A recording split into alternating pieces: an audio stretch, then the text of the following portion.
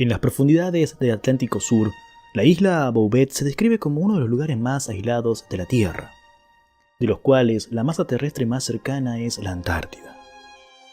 Si hay un lugar que de verdad pueda ser considerado en medio de la nada, este pedazo de tierra de 49 kilómetros cuadrados en el Océano Atlántico, deshabitado y cubierto por hielo glacial, es sin duda ese, pues es el punto de tierra firme más aislado del planeta. Siendo la isla más remota del mundo, la isla Bouvet se encuentra a más de 1000 kilómetros de otra franja de tierra, un sector de la Antártida llamado Tierra de la Reina Maud. Tristan de Cunha es otra isla remota y la masa de tierra habitada más cercana de la isla Bouvet, que está a más de 2000 kilómetros de distancia. Y con todo esto, la isla está a más de 2500 kilómetros del país más cercano, Sudáfrica, aproximadamente la distancia entre París y Moscú. No hay rutas comerciales cerca de esta ubicación tampoco. Originalmente descubierta en 1739 por el explorador noruego Jean-Baptiste Charles Bouvet de Lozier, la isla es un páramo de rocas y hielo, sin vegetación, aparte de líquenes o musgos ocasionales. Desde el cielo parece una bola de nieve gigante y aplastada.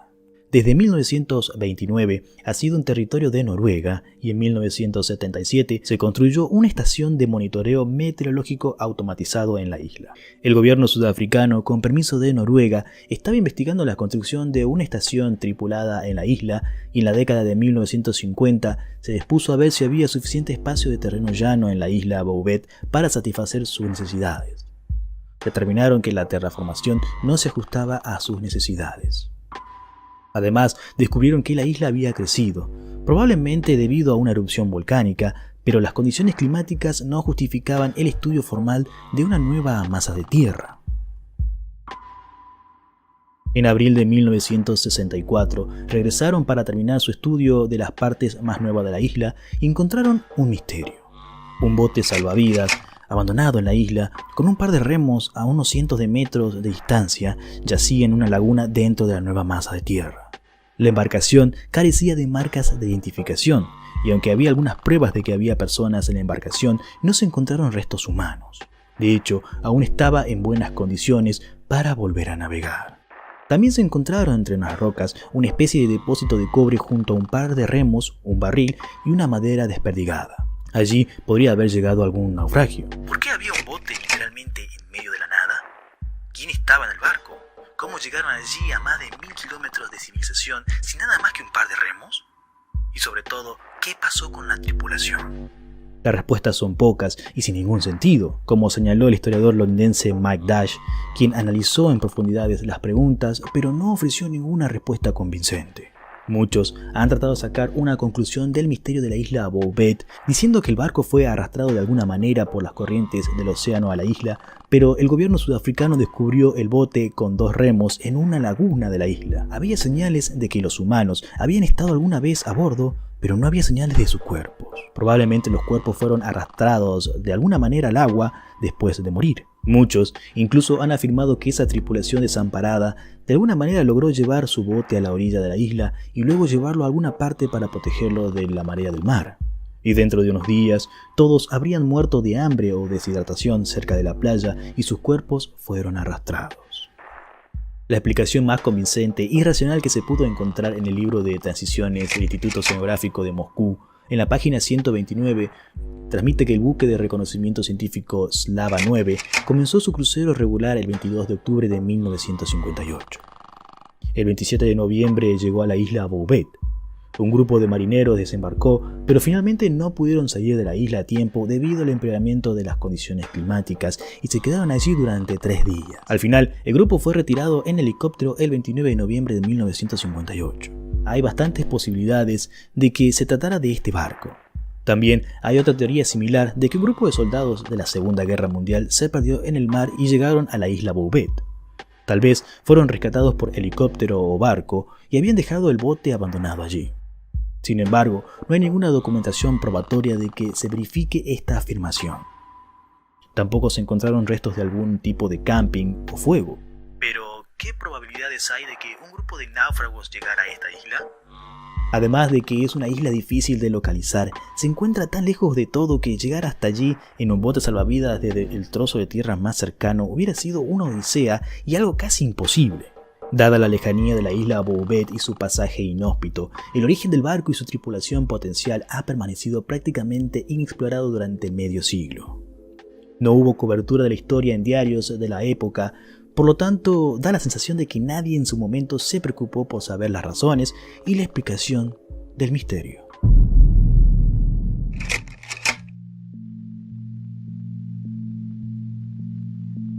En nuestro mundo existe una serie de casos de personas desaparecidas, pero pocos son tan desconcertantes como el de David Guerrero Guevara. Este joven prodigio del arte, residente de Málaga, España, desapareció sin dejar rastro el 6 de abril de 1987, sumiendo a su familia y a la comunidad en un misterio que persiste hasta el día de hoy. A su corta edad, David ya había demostrado ser un pintor talentoso, participando en exposiciones y vislumbrando un futuro prometedor. Sin embargo, su vida dio un giro inexplicable cuando no se presentó a una entrevista en una galería de arte local, marcando el inicio de un enigma que ha desconcertado a investigadores y a la sociedad por décadas. Este caso particularmente intrigante no es único. A lo largo de la historia, numerosas desapariciones han desconcertado a comunidades enteras, generando preguntas sin respuestas y tejiendo tramas de misterio. David Guerrero Guevara se suma a la lista de individuos que de repente se esfumaron sin dejar rastros, creando un desconcierto que resuena más allá de las fronteras geográficas.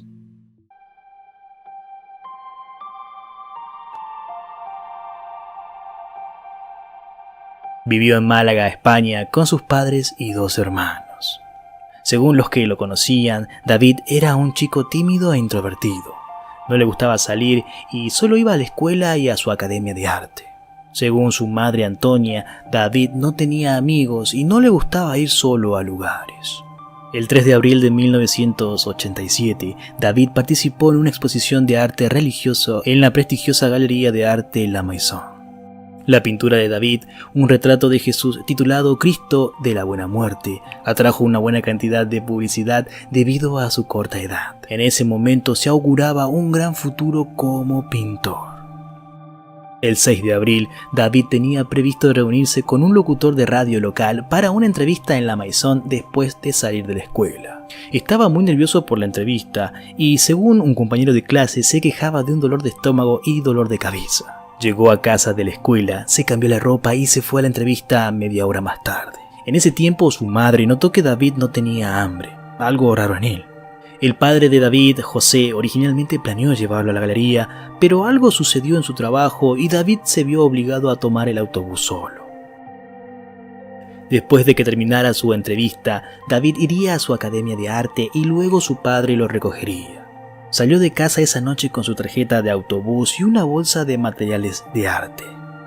3 horas después, a las 9 de la noche, José llegó a la academia de arte para llevar a David a casa. Sin embargo, David no estaba en la academia y José descubrió en la Maison que su hijo nunca se presentó a la entrevista. Cuando José descubrió que su hijo tampoco estaba en casa, condujo hasta la comisaría y denunció la desaparición. La policía encontró desconcertante la desaparición de David. La estación de autobuses estaba a solo 10 o 15 minutos de su casa, pero ninguno de los conductores de autobuses de la zona lo recogió. Había desaparecido en apenas unos 250 metros aproximadamente.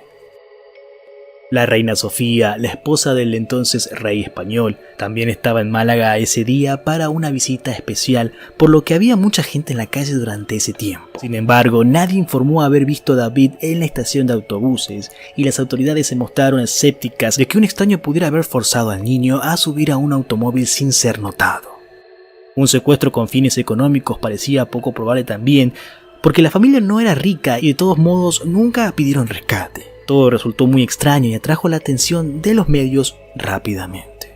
La policía se preguntó si podría haberse escapado de casa, pero la familia de David se mostró muy escéptica ante la idea. Aparentemente David no tenía problemas familiares, era muy cercano a su familia y tenía pocas conexiones fuera de ella. Aún así, los investigadores sugirieron la teoría desbocada, especulando que David podría haberse ido a Portugal para convertirse en un artista bohemio, algo descabellado por su corta edad, pero apoyado en que había estado en un viaje preescolar a Portugal unos meses antes de su desaparición. Con ninguna pista más que esta loca teoría, un par de policías españoles que buscaron en Lisboa no encontraron rastro de David allí. Aunque hubo algunos supuestos avistamientos de David en el país, incluso por parte de un par de profesores de español que supuestamente vieron pintando al niño en una plaza céntrica de la capital. La policía creía que los testigos presenciales estaban equivocados al no encontrar rastro alguno. El caso estaba siendo olvidado hasta que algo sucedió. En 1988, más de un año después de la desaparición de David, una camarera de un hotel de Málaga se acercó a las autoridades y aseguró haber encontrado una extraña pista en una de las habitaciones del hotel que limpiaba. Alguien había escrito el nombre completo de David y su barrio en una servilleta. Cuando la policía revisó a los huéspedes de la habitación, descubrió que un ciudadano suizo de 70 años habría sido el hombre que la alquiló durante el tiempo de la desaparición de David. Este hombre nunca ha sido nombrado en los medios, pero era rico y estaba interesado en la fotografía. Se había alojado en varios hoteles locales diferentes entre marzo y abril de 1987 y también era propietario de un departamento en un pueblo costero cercano. Cuando las autoridades comenzaron a investigar a este hombre, ya estaba muerto. En 1990, la viuda del hombre autorizó a la policía española a registrar el estudio de fotografía del difunto. Encontraron muchas fotos tomadas en Málaga, pero ninguna de ellas contenía a David. Algunos han dudado si este hombre suizo tuvo algo que ver con la desaparición de David. Sin embargo, uno de los últimos dibujos que David había hecho era de un anciano que se parecía mucho al sospechoso. El dibujo se lo regaló a una compañera, afirmando que era un hombre que acababa de conocer. Ahora vamos hasta el año 2020, 30 años después. En octubre de ese año, el dibujo de ese hombre apareció en el buzón de Gemma, la compañera de David, a la que se lo regaló en 1987 en las actividades extraescolares de dibujo. Ella lo entregó entonces a la policía y no volvió a verlo hasta que se topó con él al revisar la correspondencia en su domicilio, que no es en el que vivía entonces. Al reconstruir el sumario, los investigadores han comprobado que no está la caricatura original, por lo que creen que el documento que acabó en el buzón de Gemma es el auténtico. Alguien se había tomado la molestia de sustraerlo de los archivos originales y enviárselo a Gemma de nuevo, pasado tantos años. Algo muy extraño.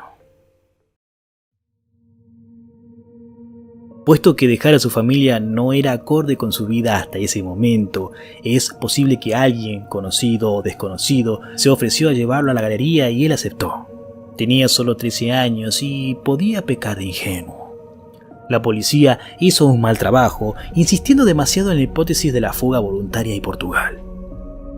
Otra teoría es la del pedófilo. Es posible que el suizo fuera un pedófilo que atrajo a David con la promesa de apoyar su carrera artística y es responsable de la desaparición. También es posible que haya adquirido el dibujo de alguna manera inocente y no haya tenido nada que ver con eso, pero es una posibilidad. Es algo improbable después de que la policía registrara el estudio del hombre.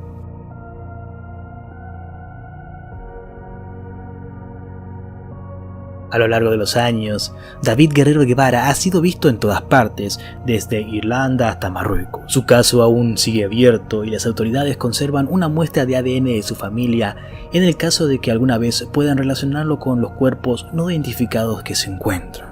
El caso de David Guerrero Guevara es un recordatorio inquietante de cómo la vida en ocasiones se enreda en misterios que desafían la lógica y la comprensión humana. A pesar de los esfuerzos de la policía y las especulaciones sobre una posible fuga voluntaria o implicaciones de un ciudadano suizo, el paradero de David sigue siendo desconocido.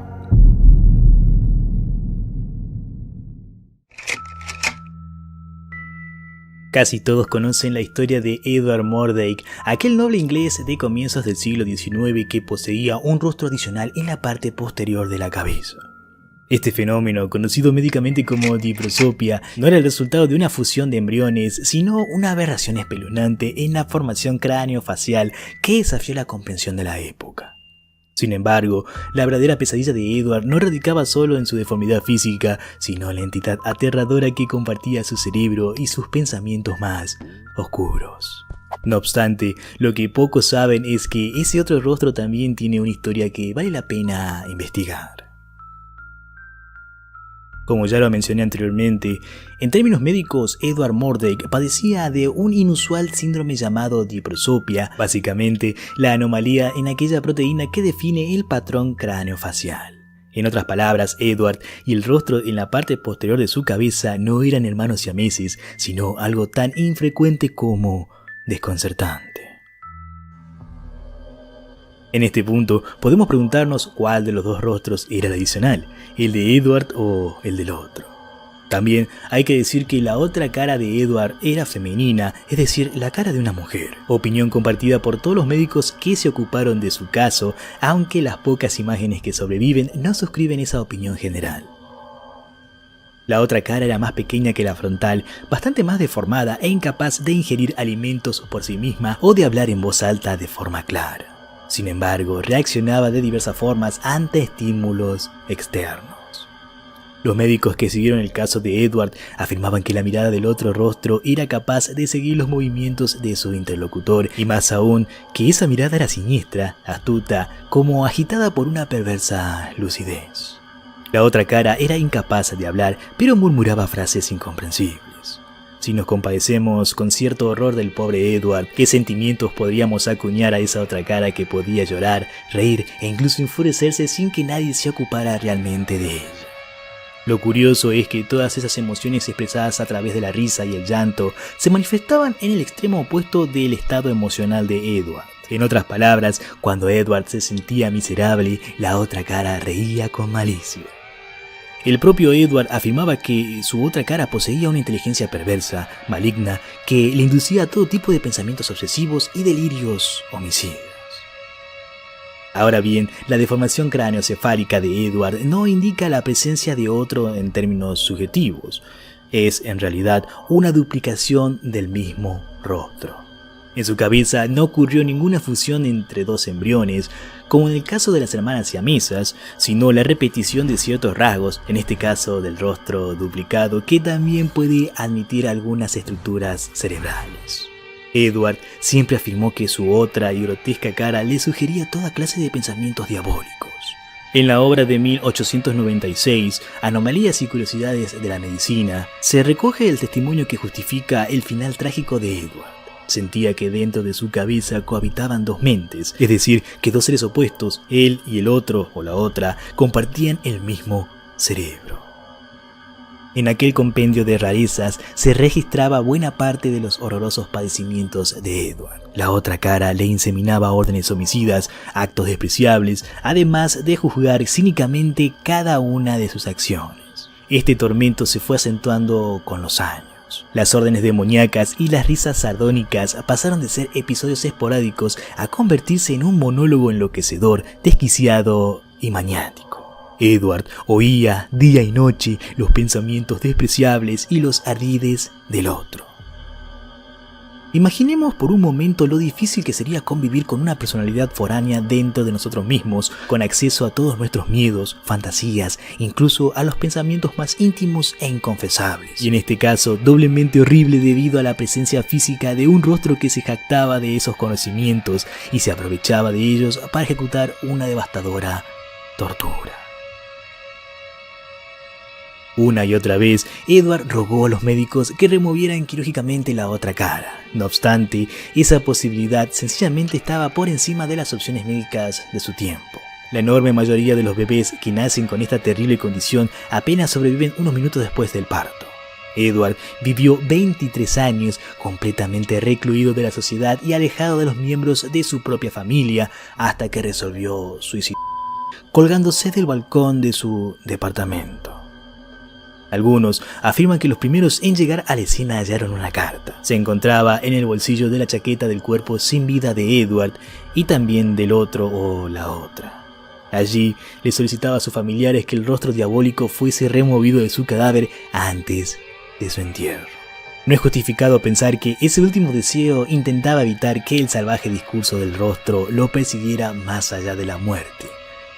Y hay quienes dicen que al momento de encontrar el cadáver, aquel otro rostro se encontraba con una maquiavélica y pacífica sonrisa, como si hubiese disfrutado hasta el último segundo. Y si ya llegaste hasta acá, por favor te pido que te suscribas, le des un like y lo compartas con un amigo. Sígueme en mis redes sociales, sobre todo en Instagram y en TikTok, que estoy actualizando constantemente. También está el link de Discord, pero está un poco inactivo, así que si quieren que lo reactivemos, únanse. Nos estaremos viendo en un próximo video. Mi nombre es Don T y te deseo muy buenas noches.